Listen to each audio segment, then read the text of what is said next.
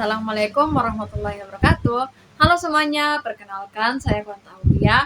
Di video singkat ini saya ingin menjelaskan tentang apa itu penganggaran dan bagaimana perbedaannya kalau diterapkan di UMK, perusahaan, dan pemerintahan.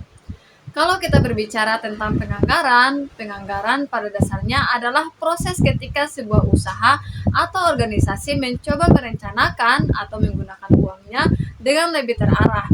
Jadi, bukan sekedar menghitung pemasukan atau pengeluaran, tetapi juga bagaimana uang itu dipakai agar tujuan mereka bisa tercapai.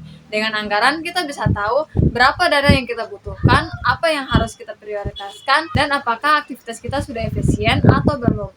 Intinya, penganggaran itu membantu menghindari pemborosan dan membuat kegiatan jauh lebih terkontrol. Dan kalau kita bandingkan antara UMK, perusahaan, dan pemerintahan, sebenarnya semuanya sama-sama menyusun anggaran, tapi cara, tujuan, dan orientasinya sangat berbeda. Dari sisi tujuan, UMK biasanya membuat anggaran lebih supaya usaha tetap jalan dan tidak tekor. Fokusnya bertahan hidup dulu. Kalau perusahaan tujuannya lebih besar, mengejar profit, ekspansi, dan efisiensi. Mereka pakai anggaran untuk memastikan semua divisi bekerja sesuai strategi. Sementara pemerintah tujuannya bukan cari untung, tapi memberikan pelayanan terbaik bagi masyarakat. Jadi fokusnya lebih ke public service, bukan keuangan pribadi organisasi.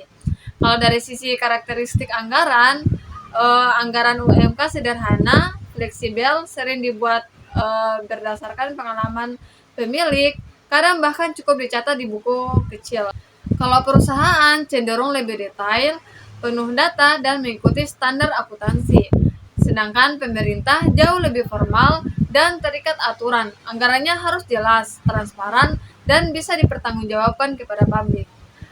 Untuk proses penyusunan, UMK menyusun anggaran dengan cepat.